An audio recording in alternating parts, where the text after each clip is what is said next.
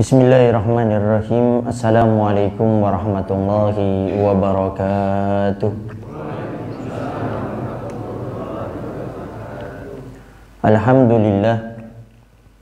Alhamdulillahi rabbil alamin.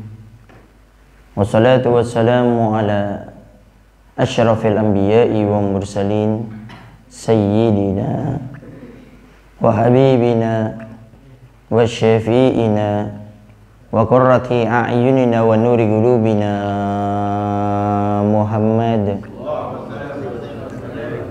habibi rabbil alamin wa ala alihi wa sahbihi ajma'in.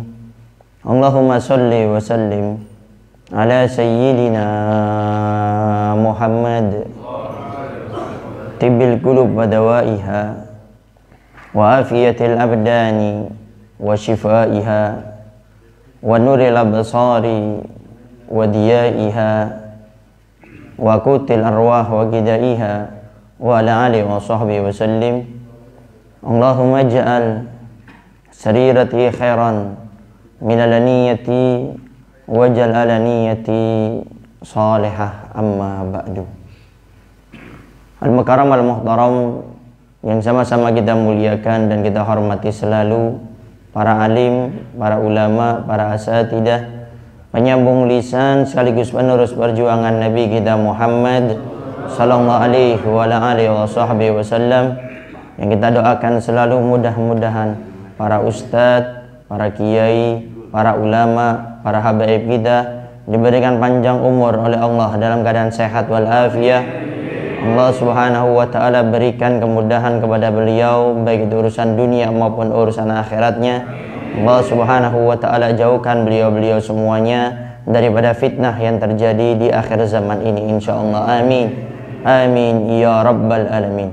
Dan juga tidak mengurangi rasa hormat kami kepada segenap para sepuh, para tokoh masyarakat, para ustadz, dan juga segenap para orang tua kami, para bapak dan ibu-ibu, para hadirin wal hadirat, khususnya tamu kita yang datang daripada baik kesubuhan, yang beliau ini juga beristiqomah setiap seminggu sekali, setiap hari Ahad seminggu sekali beliau mengadakan tur dalam melaksanakan sholat subuh dari masjid ke masjid ataupun musola ke musola. Dan alhamdulillah pada saat ini beliau bersama-sama kita semuanya untuk melaksanakan sholat subuh berjamaah.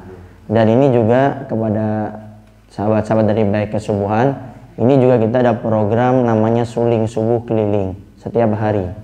Cuma kita khususkan di Kelurahan Windu Haji. Jadi di Windu Haji ini ada 5 blok atau 5 desa.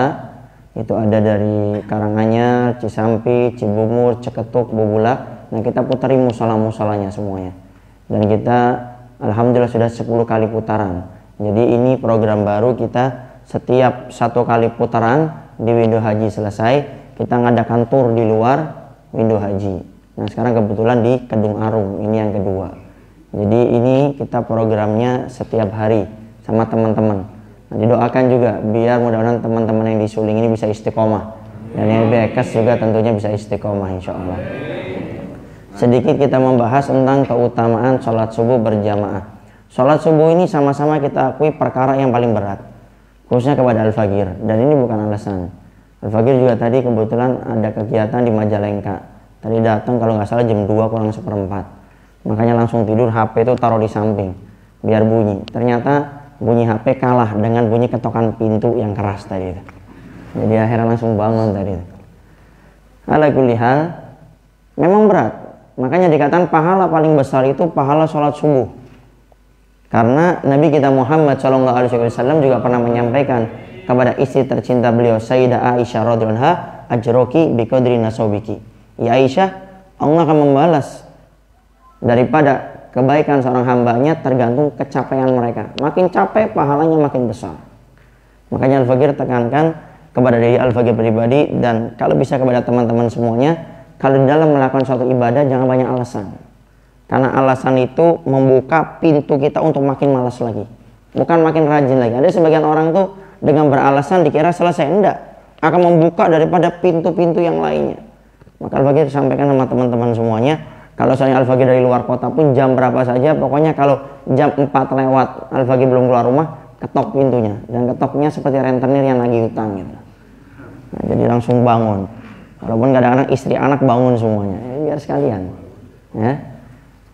Bahkan kata Nabi, rak'atani qablal fajri khairu minad dunya wa fiha. Salat sunnah 2 rakaat sebelum salat subuh, yaitu salat sunnah qobliyatus subuh, itu pahalanya kata Nabi lebih afdal pada dunia seisinya. Makanya ada orang yang pernah diceritakan, tidak tahu benarnya, cuma ini cerita sering. Jadi ada orang ditanya, kamu tahu orang paling kaya di dunia? Disebutkan satu persatu. Bukan itu semuanya. Lalu siapa orang paling kaya di dunia? Orang yang melaksanakan salat sunnah 2 rakaat sebelum melaksanakan salat subuh. Khairun minad dunya wa fiha. Itu salat sunnahnya. Gimana sama salat fardunya? Gimana sama salat wajib subuhnya?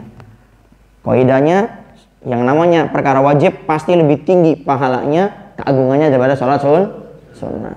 Sehingga kita harus selalu semangat untuk menggalakkan melaksanakan salat subuh berjamaah seperti ini. Dan juga kepada teman-teman barangkali, Habib, tapi kalau saya terlambat gimana? Ke masjid, ke musola sudah qomat. Kan tidak mungkin saya tiba-tiba sholat sunnah di belakang, padahal sudah dikumandangkan iqamah. Memang benar, kalau sudah qomat, sudah dilaksanakan sholat, kok kita nyempil ke belakang sholat sunnah, itu makruh hukumnya. Jadi Allah kurang suka. Dosa enggak, cuma Allah kurang suka. Lalu saya ingin dapat keutamaan, Habib. Sholat sunnah 2 rakaat sebelum subuh itu pahalanya besar seperti itu. Kata para ulama, engkau bisa sholat setelah sholat subuh. Lalu bagaimana, Habib? Kata Nabi, setelah sholat subuh itu dilarang kita melaksanakan yang namanya sholat. Nah, di sini pentingnya kita belajar ilmu agama. Yang dilarang itu sholat sunnah mutlak. Sholat qadha boleh dilaksanakan habis subuh, termasuk qobliyah. Ini juga kaidahnya kepada sholat asar. Kalau kita ingin melaksanakan sholat qobliyah asar, ternyata sudah qomat, nggak usah mesibukkan diri dengan sholat sunnah. Walaupun kata Nabi dikatakan barang siapa yang sholat sunnah 4 rakaat sebelum sholat asar, Allah akan berikan rahmat sepanjang hidupnya. Akan diberikan rahmat kasih sayang oleh Allah. Tapi kalau sudah dikumandangkan iqamah, jangan kita sholat sunnah. Langsung kita melaksanakan sholat, setelah itu kita melaksanakan sholat sunnah qobliyah tersebut. Tapi kalau seandainya, karena kita hidup di dunia tidak sendirian, kecuali kita hidupnya di hutan belantara, nggak ada manusia. Kalau takut ada fitnah, ntar apaan ini orang sholat gini, ini akidah apa lagi nih? Muncul baru lagi nih, habis sholat subuh, sholat asar, ada sholat. Maka kalau sekiranya takut fitnah, sholat qobliyahnya di rumah saja. Ya. Kemudian sholat subuh ini luar biasa. Ada beberapa keterangan yang menunjukkan keistimewaan sholat subuh. Di sini kita ambil 2 perkara saja. Sebelum kita masuk kepada inti yang sudah kita expose, yaitu tema apa yang akan kita bahas pada saat ini. Pertama, orang yang sholat subuh berjamaah, Allah akan berikan keberkahan dalam hidupnya. Ini janji daripada Nabi Muhammad SAW. Kenapa? Karena kata Nabi, Allah akan memberikan keberkahan kepada hambanya, kepada umatku itu fi bukuriha, di pagi-pagi harinya. Makanya jangan heran banyak orang kafir itu rezekinya lebih banyak, karena mereka bangunnya lebih daripada kita. Jam 2 sudah nyiapin warung dagangannya. Padahal itu nggak sholat subuh, apalagi kita yang sholat subuh. Tapi jangan dibandingkan berkah itu dengan banyaknya harta, enggak. Berkah itu bukan hanya banyaknya harta, tapi berkah itu bagaimana kita punya umur, bisa kita maksimalkan beribadah kepada Allah Subhanahu wa Ta'ala. Karena kita semuanya punya final dalam hidup ini. Dan final hidup kita, kematian ini nggak pernah melihat si muda, si tua, si kaya, si miskin, si pejabat, rakyat biasa, si alim, orang yang tidak alim. Semuanya dipukul rata oleh Allah. Tapi orang yang memakmurkan sholat subuh berjamaah, kata Nabi, Allah akan berikan keberkahan dalam hidupnya. Berkah ini ada 2, kata para ulama. Yang pertama mengatakan berkah itu sesuatu yang sedikit tapi cukup. Karena kita sering melaksanakan sholat subuh berjamaah, kita punya gaji, punya penghasilan sebulan mungkin nggak besar seperti yang lain-lainnya, tapi alhamdulillah untuk anak cukup, untuk istri cukup, untuk nabung cukup, bahkan untuk umroh dan haji pun bisa. Itu berkah. Ada yang mengatakan berkah itu ziyadatul khair, bertambahnya kebaikan. Setelah sholat subuh makin semangat, sholat duhurnya pengennya jamaah, asarnya, maghrib, isanya. Setiap ada majelis taklim ada dorongan yang kuat untuk mendorong dia untuk melaksanakan yang namanya sholat, daripada menghadiri majelis-majelis mulia seperti itu. Itu yang pertama, diberikan keberkahan oleh Allah Subhanahu wa Ta'ala. Yang kedua, yang istimewa tidak kalah, apa itu? Fi dhimmatillah. Orang yang melaksanakan sholat subuh berjamaah akan di dalam tanggungannya Allah Subhanahu wa Ta'ala. Hidupnya akan selalu ditolong oleh Allah Subhanahu wa Ta'ala. Artinya, orang yang selalu melaksanakan sholat subuh, dia ini akan selalu ditolong oleh Allah. Anda punya problem apa? Minta sama Allah akan diberi. Kenapa? Karena kuncinya kita sudah punya, yaitu sholat subuh berjamaah. Maka usahakan kita selalu melaksanakan sholat subuh berjamaah. Kemudian apabila bisa, kita semuanya ngajak teman-teman yang lainnya. Seperti halnya alhamdulillah ini di teman-teman Windu Haji ada suling, kemudian ada bekes subuhan. Itu lakukan terus, ajak teman-teman yang lainnya. Karena kata Nabi, ada 7 golongan di hari kiamat yang akan Allah berikan naungan khusus, naungan VIP oleh Allah Subhanahu wa taala di padang mahsyar. Mahsyar itu dikatakan mahsyar karena tempat perkumpulan manusia. Semua umat Nabi Adam sampai terakhir umatnya Nabi Muhammad SAW akan berkumpul di satu tempat namanya mahsyar. Di mahsyar itu dari umat Nabi Adam sampai terakhir umatnya Nabi Muhammad berkumpul semuanya di sana.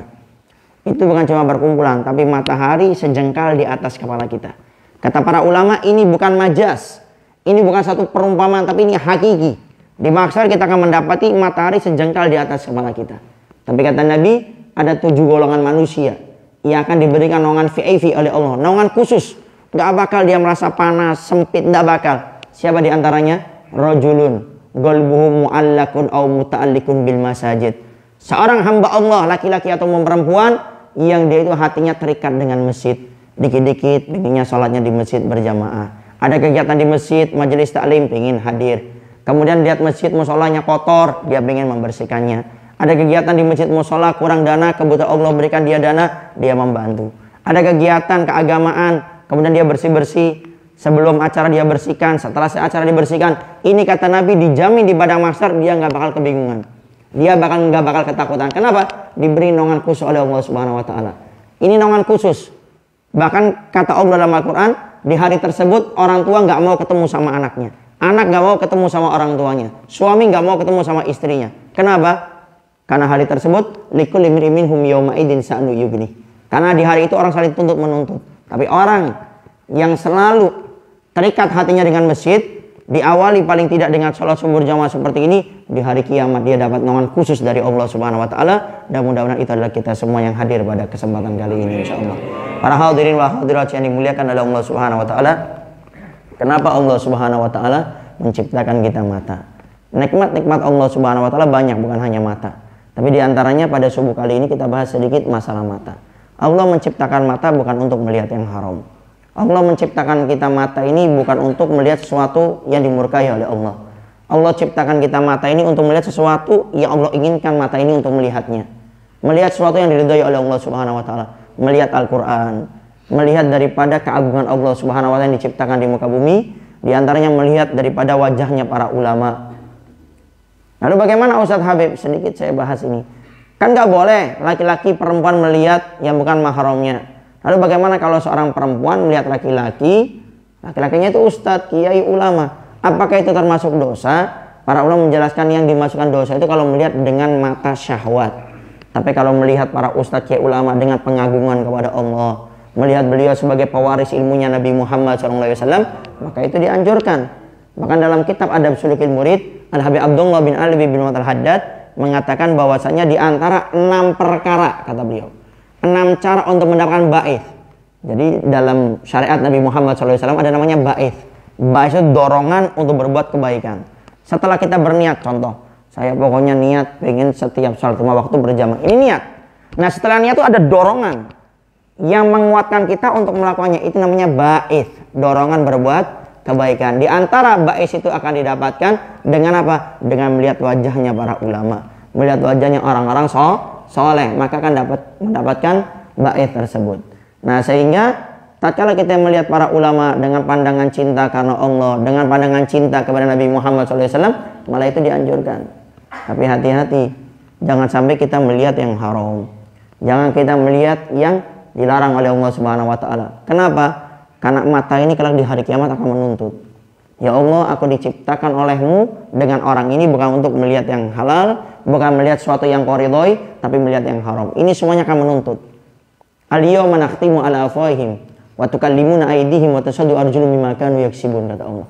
Dalam surat Yasin Allah firmankan di hari tersebut, nakhtimu ala afwahihim, mulut-mulut mereka kami kunci semuanya, kata Allah.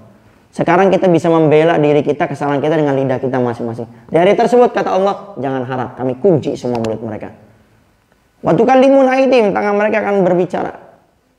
Wa tashhadu arjuluhum bima kanu yaksibun, kaki mereka akan bersaksi dengan apa yang mereka berbuat. Termasuk kita punya mata. Mata ini juga akan bersaksi kelak di hari kiamat. Maka usahakan mata ini hanya melihat sesuatu yang baik. Kemudian mata ini menjadi lebih spesial di hari kiamat daripada anggota tubuh yang lainnya. Kenapa? Karena mata ini kalau akan melihat zatnya Allah Subhanahu wa taala dan akan melihat Nabi Muhammad SAW. Makanya ini mata menjadi spesial karena kelak di hari kiamat mata ini akan menyaksikan Allah secara langsung, akan melihat wujud indahnya Nabi Muhammad SAW secara langsung. Dan ingat, tidak mungkin mata itu akan melihat sesuatu yang mulia kalau mata itu tidak dimuliakan oleh pemiliknya. Mata itu tidak akan menjadi istimewa kalau orang yang punya mata itu tidak mengistimewakan matanya. Lilladzina ahsanul husna wa ziyadah, kata Allah. Lilladzina ahsanul husna, dan orang-orang yang berbuat kebaikan akan Allah berikan mereka surganya. Wa ziyadah, kata Allah, akan diberikan tambahan. Para ulama mufassirun ahli tafsir mengatakan, apa arti ziyadah? Orang yang berbuat kebaikan sudah diberikan surga oleh Allah, kok ada tambahan ziyadah? Apa maksud ziyadah di sini? Adalah melihat zatnya Allah Subhanahu wa taala. Diceritakan kelak di surga, semua orang menikmati nikmat surga. Dia minta apa aja dikasih oleh Allah. Sampai dalam salah satu hadis kama qala dijelaskan, tatkala ada seorang hamba masuk surga, dia melihat ada pohon anggur. Pohon anggur ini dilihat tinggi sekali, tapi dia ingin memakan, mencicipinya. Dia baru terletak di hatinya, terlintas di hatinya, ya Allah, coba buah ini bisa lebih ke bawah, saya mengambil dengan mudahnya, alangkah enaknya. Belum bicara, baru di hati, langsung Allah kabulkan. Tiba-tiba ini merunduk, ini pohon anggur, sampai dia bisa memetiknya dengan sendirinya. Kemudian tatkala dia memetik buah yang lainnya di pohon yang sama, rasanya beda. Tapi beda bukan kecut ya. Kita beli jeruk yang satu manis, satunya kecut. Enggak. Ini sama-sama nikmat. Kalau kita umpamakan ini anggur, rasa anggur, yang satunya anggur rasa cawu atau rasa pisang. Kalau sekarang kan ada rasa yang kecut, pahit. Ini enggak, sama-sama enak. Cuma variasi, padahal pohonnya sama, buahnya sama. Itulah surganya Allah Subhanahu wa taala. Akan melihat daripada bidadari, kenikmatan Allah Subhanahu wa taala. Bahkan dikatakan setiap satu laki-laki akan diberikan oleh Allah Subhanahu wa taala 70 bidadari. Kemudian bidadari tersebut ya akan melayani atas apa yang diinginkan orang yang masuk surga tersebut. Tapi semua kenikmatan itu akan lenyap tatkala ada suara yang mengatakan, sekarang waktunya kalian melihat zatnya Allah Subhanahu wa taala. Itu penghuni surga seakan-akan semua nikmat hilang. Semua nikmat mereka tidak pedulikan. Mereka langsung bergegas untuk melihat zatnya Allah Subhanahu wa taala. Setiap hari kita sholat 5 waktu. Setiap saatnya kita melaksanakan perintahnya. Setiap saat kita meninggalkan segala sesuatu yang dilarang olehnya. Dan kita tidak pernah tahu bagaimana zatnya Allah Subhanahu wa taala. Di hari itu akan dibuka oleh Allah Subhanahu wa taala. Semua hamba akan memandang daripada zatnya Allah, dan juga akan melihat juga daripada wajah indah Nabi Muhammad SAW. Tapi ingat, itu hanya orang-orang yang bisa memuliakan matanya. Itu manusia-manusia yang mengistimewakan matanya. Tapi kalau orang-orang yang tidak mengistimewakan matanya, dikhawatirkan dia tidak bisa melihat Allah, tidak bisa melihat Nabi Muhammad SAW. Lalu bagaimana Ustadz Habib solusinya? Saya hidup di akhir zaman seperti ini. Yang penting tatkala kita bermaksiat kepada orang mata kita, bertobat. Tapi jangan janjian. Ayo kita janjian mata ya. Ini ada jembatan nih, nongkrong sana ya. Nah kalau ada perempuan lewat, kita lihat ya yang enak ya. Habis itu kita istighfar bareng-bareng. Ini nggak pakai seperti ini. Ini namanya tala'ub. Ini namanya main-main. Kata Nabi, la saghirata mal israr, tidak ada dosa kecil yang dilakukan dengan terus menerus. Jangan janjian sama matanya, sama istighfarnya. Artinya kita nggak sengaja melihat, setelah itu banyak istighfar. Nah, sebagai penutup, bagaimana ada seorang sahabat Nabi bernama sahabat Sa'labah bin Abdurrahman. Zaman dulu, zaman Nabi Muhammad SAW, ada sahabat Nabi namanya sahabat Sa'labah bin Abdurrahman. Ini sahabat khidmahnya total sama Nabi. Beliau punya rumah, itu beliau nggak mau tinggal di rumahnya. Total hidupnya sama Nabi. Beliau tidurnya bareng bersama Nabi.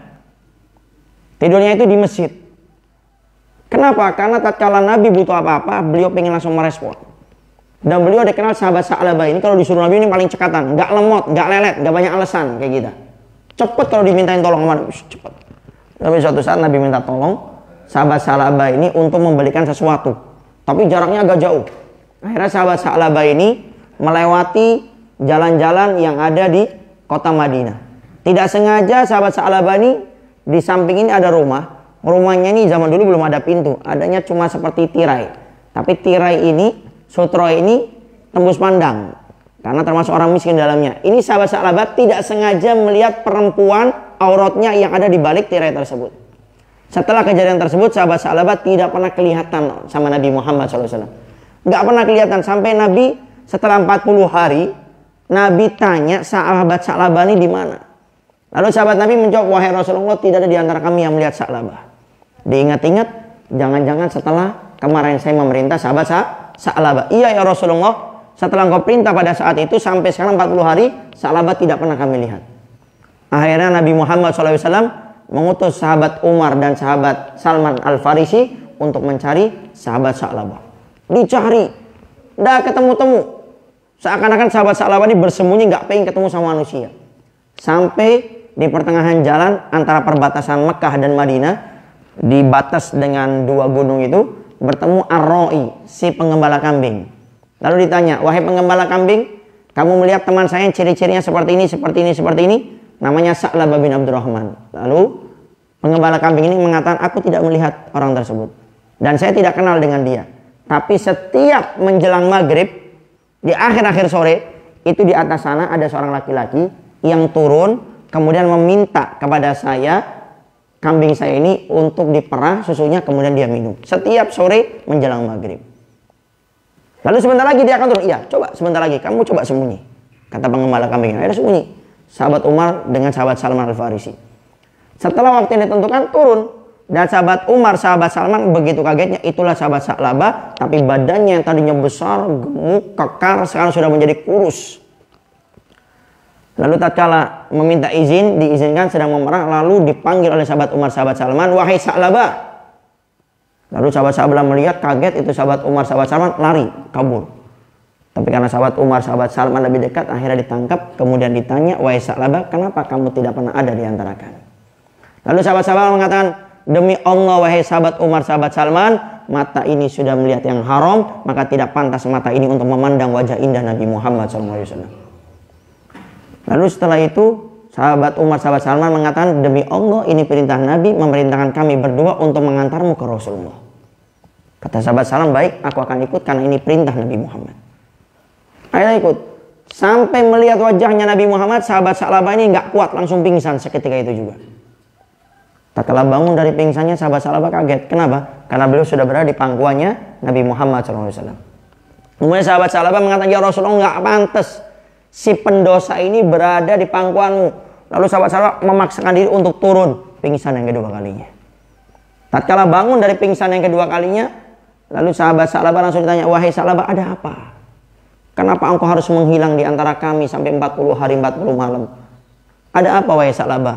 Wahai Rasulullah, engkau ingat 40 hari yang lalu engkau menyuruh saya untuk membeli sesuatu di antara perbatasan Mekah dan Madinah. Saya tidak sengaja melewati gang-gang kota tersebut. Di samping saya melihat seorang perempuan yang terbuka auratnya. Maka setelah itu saya mengecam diri saya di hati saya tidak pantas melihat wajahmu karena mata ini sudah melihat yang haram. Lalu saya bersembunyi di antara dua gunung sana, wahai Rasulullah. Lalu sahabat Sa'labah mengatakan, wahai Rasulullah, ada sesuatu yang bergerak di paha saya, wahai Rasulullah. Lalu Nabi Muhammad SAW menjawab, wahai Sa'labah, tidak usah khawatir. Itu malaikat Israel sedang melaksanakan tugasnya. Wahai Rasulullah, makin mendekat lagi, wahai Rasulullah. Sekarang sudah mulai berada di dada saya, wahai Rasulullah. Lalu Nabi Muhammad SAW mengatakan, ucapkan wahai Sa'labah apa yang aku ucapkan. Lalu Nabi Muhammad SAW mengatakan, la ilaha illallah Muhammad Rasulullah. Sahabat Sa'labah mengucapkan la ilaha illallah Muhammad Rasulullah. Meninggal seketika itu juga ditalkin langsung oleh Nabi Muhammad SAW. Begitu istimewa sahabat Sa'labah. Meninggal di pangkuan Nabi, ditalkin langsung sama Nabi Muhammad SAW. Tapi keistimewaan itu tidak terhenti sampai di situ. Bagaimana keistimewaan sahabat Nabi yang menjaga pandangan matanya. Tatkala dikuburkan sahabat Sa'labah, Nabi datangnya kebetulan waktu itu agak terlambat. Tatkala Nabi datang, tiba-tiba Nabi menyingsingkan gamisnya, diangkat. Sahabat Nabi heran, ya Rasulullah, kita tidak ada banjir ini.